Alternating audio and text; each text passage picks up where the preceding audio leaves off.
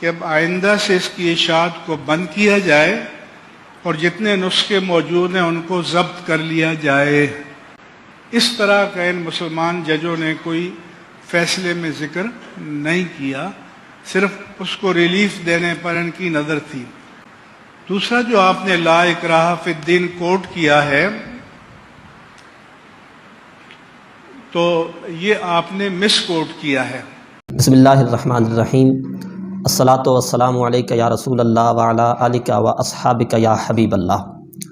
8 فروری 2024 کے الیکشنوں میں عوام اور علماء کو مصروف پا کر چیف جسٹس آف پاکستان جناب فائز عیسیٰ صاحب نے پاکستان کی بڑی کرسی پہ بیٹھنے کا فائدہ اٹھاتے ہوئے ایک ایسا فیصلہ دیا جو توجہ ہونے پہ 22 کروڑ مسلمانوں کے بلکہ دنیا بھر کے اربوں مسلمانوں کے دلوں کو چھلنی کر گیا۔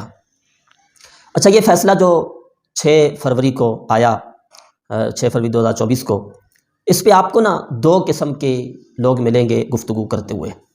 ایک آپ کو ملیں گے وہ لوگ جنہیں دین کا کوئی پاس نہیں، نہ انہوں نے کوئی دین کی خدمت کی، نہ انہوں نے دین کے لیے قربانیاں دیں، نہ انہوں نے تبلیغ کی، نہ وہ دین کی بنیادی باتوں کو سمجھتے ہیں۔ مثلا آپ نیوز چینل لگائیں گے نا تو آپ کو شاہ زیب خان زادہ صاحب گفتگو کرتے نظر آئیں گے، منیب فاروق صاحب گفتگو کرتے نظر آئیں گے، حامد میر صاحب گفتگو کرتے نظر آئیں گے، سلیم صافی صاحب گفتگو کرتے ہوئے نظر آئیں گے۔ اس طرح ایئر وائے سما دیگر جتنے جو ہے نا نیوز چینل ہیں پاکستان کے، آپ وہ لگائیں تو اس پہ بیٹھے اینکر اور لبرل لوگ، بے دین لوگ اور عورتیں، وہ جو ہے نا جی میرا جسم میری مرضی والی، وہ بات کرتے ہوئے نظر آئیں گی، اور وہ آپ کو اس میں مذہب کی کوئی توہین نہیں ہوئی، اس میں کچھ غلط نہیں ہوا۔ یہ جو فیصلہ ہے وہ شریعت کے مطابق ہے، آئین کے مطابق ہے، قانون کے مطابق ہے۔ کچھ لوگ اس کو غلط رنگ دے رہے ہیں۔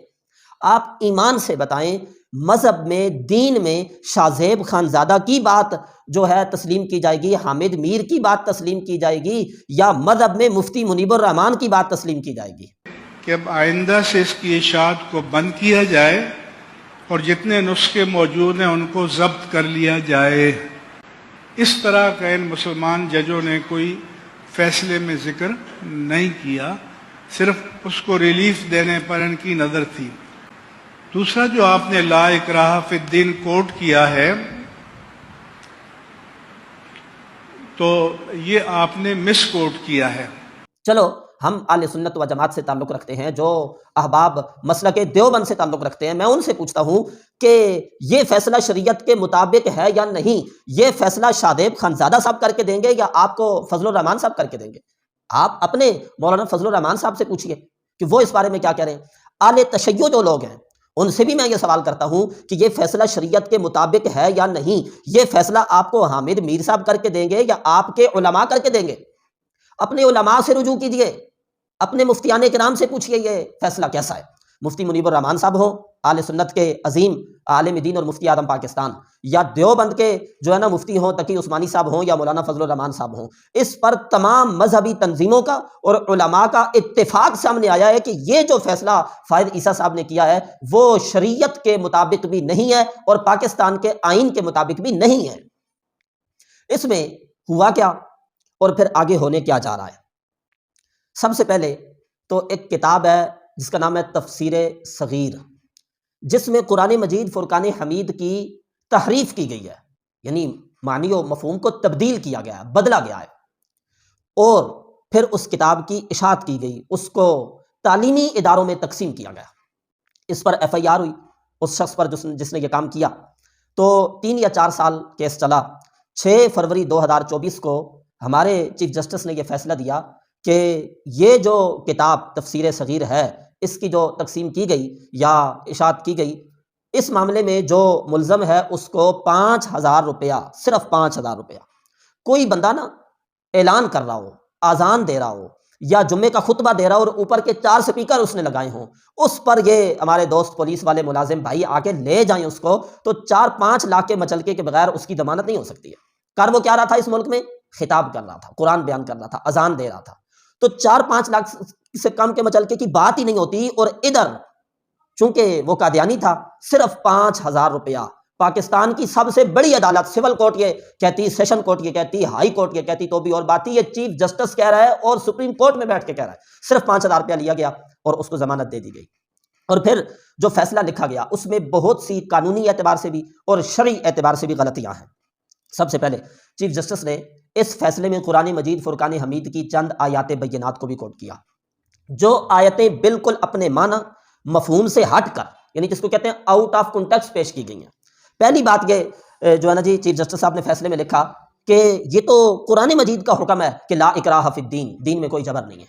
یعنی وہ جو تقسیم کر رہا ہے کتاب, اس کو منع کر کے وہ کہہ رہے ہیں کہ آپ جبر کر رہے ہیں اور دین میں کوئی جبر نہیں ہے. حالانکہ اس آیت کا بالکل یہ معنی نہیں ہے, دین میں کوئی جبر نہیں ہے. تو آپ بیٹھ کے روزانہ لوگوں کو کیوں سزائیں دے رہے ہیں؟ آپ کیوں کہہ رہے ہیں جی فلاں جناب اتنے سال کے, دین میں کوئی جبر نہیں ہے, چور آئے چھوڑ دو, ڈاکو آئے چھوڑ دو, قاتل آئے چھوڑ دو, بولو جی کوئی یہ معنی ہے اس آیت کا؟ او پاپا, اس کا معنی یہ ہے دین اگر آپ نے پڑھا نہیں, دین کی بنیادی باتوں کو سمجھا نہیں ہے, ڈرو خدا سے, ہوش کرو, کچھ مکر و ریا سے کام نہ لو, یا اسلام پہ چلنا سیکھو یا اسلام کا نام نہ لو. اگر آپ نے پڑھا نہیں ہے, بنیادی باتوں کو سمجھا نہیں ہے, تو پتہ نہیں کس نے آپ کو یہ فیصلہ لکھ کے دے دیا اور یہ آیات لکھ کر دے دی ہیں. اس کا تو معنی یہ ہے دین میں جبر نہیں ہے کہ ایک شخص دوسرے کو پکڑتا ہے, اسلحہ رکھتا ہے اس کی کان پٹی پر اور کہتا ہے پڑھ کلمہ.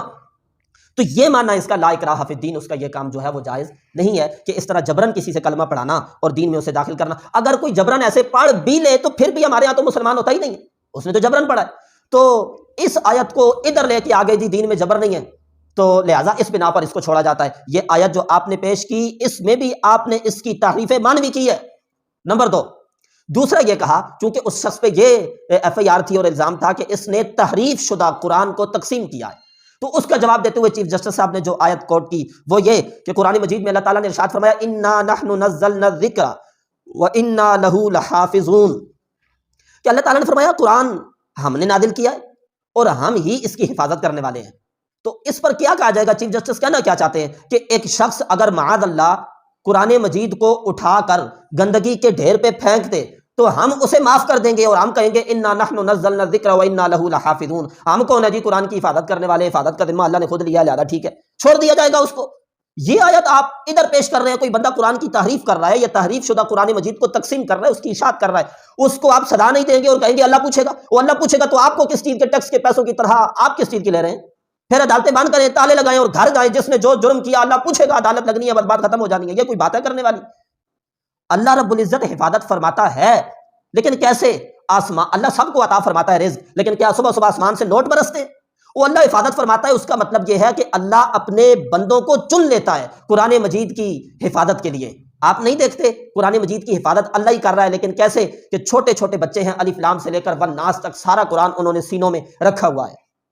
اس کے جو ہے نا الفاظ کی اور اس کے معنی مفہوم ہر اعتبار سے جو ہے وہ لوگ اللہ تعالیٰ کی عطا سے, اللہ کی دی ہوئی طاقت سے وہ اس کی حفاظت کر رہے ہیں. آپ بھی مسلمان ہیں, اس آیت کا یہ معنی نہیں ہے کہ اس کو آزاد کر دیا جائے اور یہ آیت پڑھی جائے.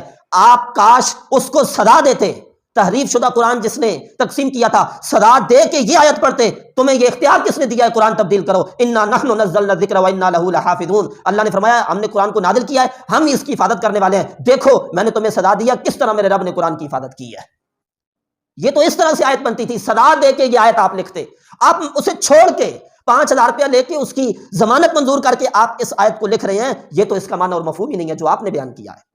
اور پھر آپ نے جو فیصلہ لکھا, یہ کہتے ہیں جی مولویوں کو انگلش نہیں آتی. او پاپا آپ کو 6 کلمے نہیں آتے, مولویوں کو کہتے ہیں انگلش نہیں آتی. او آپ کو ایمان مفصل اور مجمل نہیں آتی. میں پورے دعوے اور چیلنج کے ساتھ یہ بات کہہ رہا ہوں, چیف جسٹس نے جن آیات بینات کو فیصلے میں کوٹ کیا ہے ان کی نمبرنگ بتائی ہے, لکھی نہیں ہے, نمبرنگ بتائی ہے کہ فلاں صورت میں فلاں آیت پڑھ لیں, فلاں صورت میں فلاں آیت پڑھ لیں. میں پورے چیلنج سے کہہ رہا ہوں چیف جسٹس ان آیات کی تلاوت صرف اور صرف میڈیا کے سامنے آ کے کر دیں تو ہم مان جائیں گے کہ یہ فیصلہ ان کا اپنا لکھا ہوا ہے. او پاپا انہیں یہ آیتیں پڑھنی نہیں آتی, نہ ان کو ترجمے آتے ہیں, انہیں دین کی الف با کا پتہ نہیں ہے. یہ فیصلہ کہیں سے لکھا ہوا آیا اور یہ مسلط کیا گیا ہے, اور مسلط کیے ہوئے فیصلے نہ ہم نے کبھی پہلے مانے ہیں, نہ ہم مان رہے ہیں, اور نہ انشاءاللہ العزیز ہم مانیں گے. باقی یہ بات آپ ذہن میں رکھیں, ہم بالکل بھی ڈرے ہوئے نہیں ہیں, کوئی ایسا مسئلہ نہیں ہے. ہمارے قائدین کی طرف سے, ہمارے اکابرین کی طرف سے جو بھی حکم آئے گا انشاءاللہ العزیز سر پہ کفن باندھے ہم آپ کو باہر نظر آئیں گے. اور یہ مسئلہ ہے ایمان کا, جب یہ مسئلہ ہے ایمان کا پھر کیا خطرہ جسم و جاں کا. جو اس مسئلے کو چھیڑے گا پھر تاج اچھالے جائیں گے. ناموس نبی کی خاطر ہم ہر باطل سے ٹکرائیں گے, جو راہ میں ہماری آئے گا ہم اس کو مار گرائیں گے.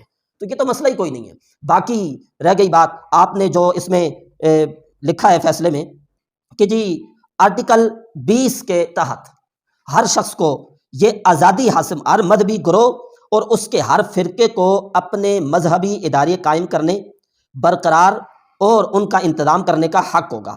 آئین کا آرٹیکل 22 تقاضا کرتا ہے اور تجویز کرتا ہے کسی مذہبی فرقے یا گروہ کو کسی تعلیمی ادارے میں جو کلی طور پر اس فرقے یا گروہ کے زیر اہتمام چلایا جاتا ہو، اس فرقے یا گروہ کے طلبہ کو مذہبی تعلیم دینے کی ممانعت نہ ہوگی۔ ان بنیادی حقوق کو سلب نہیں کیا جا سکتا، ان سے چھیڑ چھاڑ یا کمزور نہیں کیا جا سکتا۔ یہ چیف جسٹس صاحب کہہ رہے ہیں۔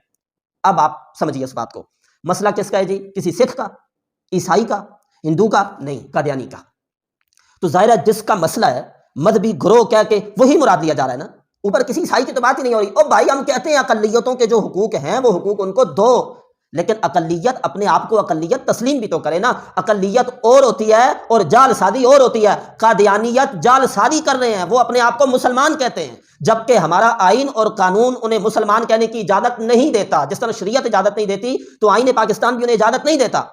کوئی عیسائی ہے، کوئی ہندو ہے، دیگر جو مذہب کے لوگ ہمارے ہاں رہ رہے ہیں وہ تسلیم کرتے ہیں کہ ہم غیر مسلم ہیں، تو ٹھیک ہے، وہ تسلیم کرتے ہیں غیر مسلم ہیں، کوئی ان سے اندیشہ نہیں۔ لیکن ایک آپ نے آپ کو مسلمان کہے ہو وہ مرتد، اور پھر اس کے بارے میں آپ اس طرح کے نرم جملے لکھیں کہ کسی بھی جو ہے نا جی فرقے، یہ لفظ بھی آپ ذرا اس پہ غور کریں نا چیف جسٹس صاحب کے، کسی فرقے، او پاپا یہ فرقہ نہیں ہے، یہ الگ گروہ ہیں، یہ الگ مذہب ہیں، یہ مرتد ہیں، یہ کافر ہیں۔ تو کافروں کو آپ اس طرح سے کہہ رہے ہیں فرقے، یعنی یہ تاثر دینا چاہتے ہیں کہ یہ بھی جس طرح سے جو ہے نا جی اہل تشیع، اہل سنت، دیوبند، اہل حدیث یہ ایک فرقہ ہے تو یہ قادیانی بھی نہ، یہ اسلامی فرقہ نہیں ہے، یہ مرتد ہیں، یہ فتنہ ہے۔ فرقہ کا لفظ استعمال کرنا بھی ان کے لیے جو ہے نا نرم گوشہ رکھنے والی بات ہے۔ اور پھر یہ کہہ رہے ہیں کہ جی آرٹیکل 22 تقاضا کرتا ہے کہ کسی مذہبی فرقے یا گروہ کو کسی تعلیمی ادارے میں جو کلی طور پر اس فرقے یا گروہ کا زیر اہتمام چلایا جاتا ہو تو وہاں مذہبی تعلیم دینے کی ممانعت نہ ہوگی۔ کون سی مذہبی تعلیم؟ پہلے ان کا مذہب تو بتاؤ نا، جس کی حقوق کی آپ بات کر رہے ہیں مذہبی تعلیم وہ دے سکتے ہیں۔ آپ ہی ہمیں بتائیں قادیانیوں کا مذہب کیا ہے؟ چلو ہم آپ سے ہی پوچھتے ہیں، جس کو آپ اجازت دے رہے ہیں ان کا نبی کون ہے؟ یہ بتائیں نا چیف جسٹس صاحب نے۔ اور پھر کہتے ہیں جی مذہبی آزادی حاصل ہے، اور یہ مذہبی آزادی ایسے نہیں ہے کہ کوئی شخص نبیوں کو گالیاں دیتا رہے، معاذ اللہ، اللہ تعالیٰ کی توہین کرتا رہے۔ اقلیتوں کے حقوق ہوتے ہیں، اکثریت کے تو یہاں کوئی حقوق ہی نہیں ہے، اور وہ مذہب نہیں ہوتا جو ہمارے نبی کی توہین کرتا ہے۔ اگر اس طرح سے آزادی حاصل ہے، آپ کیا سمجھتے ہیں کہ ایک شخص کوئی بلڈنگ بنائے کسی علاقے میں، پاکستان کے کسی علاقے میں بلڈنگ بنائے سپریم کورٹ کی طرز پر، اس کے اوپر لکھے سپریم کورٹ آف پاکستان، اور اس میں جو ہے نا جی بڑی کرسی پہ بیٹھ جائے اور اپنے آپ کو چیف جسٹس قرار دے، تو آپ کیا کہیں گے؟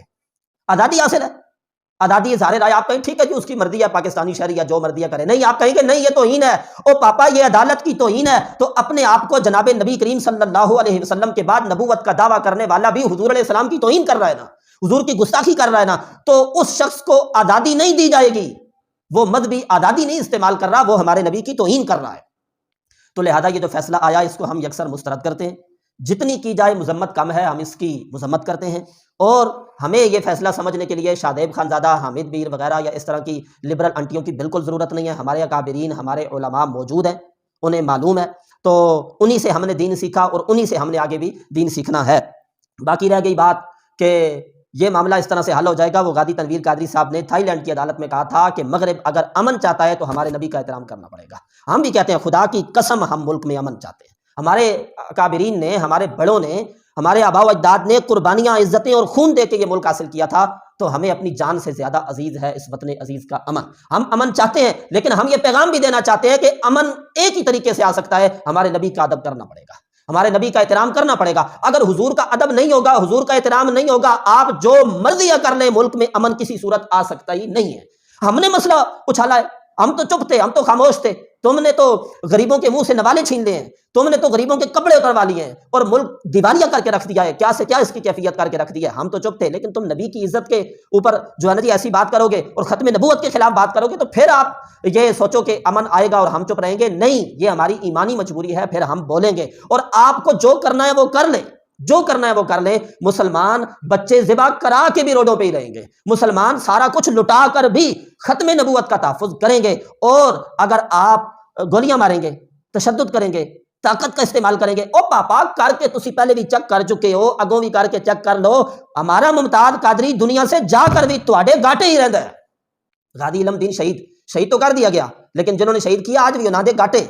غازی ممتاز قادری شہید رحمۃ اللہ تعالیٰ علیہ دنیا سے تو پردہ کر گئے، لیکن آج بھی ان کے مدار کا چمکتا ہوا گنبد مخالفین کے منہ پر تمانچہ ہے، اور اج بھی وہ تو آڈے گاٹے۔ تو اس واسطے ہوش کے ناخن لیں، مسئلے کی حساسیت کو سمجھیں۔ اچھا کیا پنجاب حکومت نے جو نظر ثانی اپیل دائر کی، ہم پھر بھی پرامن طریقے سے دیکھ رہے ہیں کہ 26 تاریخ جو دی گئی اس میں انشاءاللہ العزیز اس مسئلے کو حل کیا جائے گا۔